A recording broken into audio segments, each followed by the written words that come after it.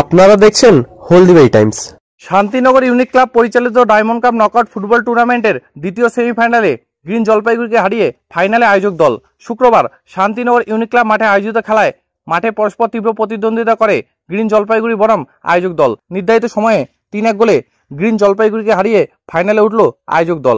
আয়োজক দলের হয়ে গোলগুলি করেন এমডি রাহুল, তনয় সূত্রধর ও পরিমল রায়। অন্যদিকে গ্রিন জলপাইগুড়ির হয়ে একটি গোল করেন এমডি আমাদা। এদিন খেলা সেরা নির্বাচিত হয় আয়োজক দলের টাই।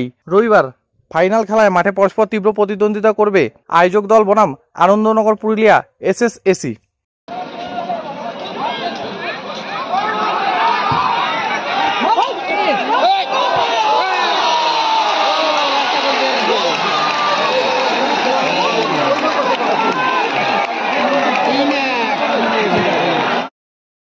দুই দলের খেলোয়াড় সহ সকলকে অনেক অনেক ধন্যবাদ জানিয়ে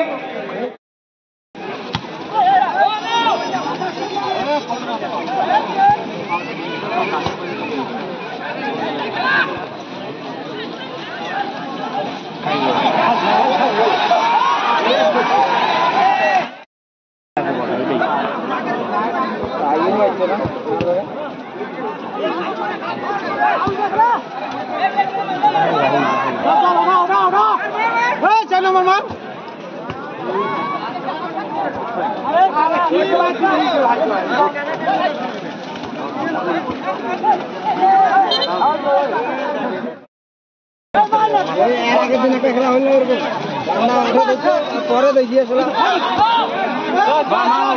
উঠে বলটা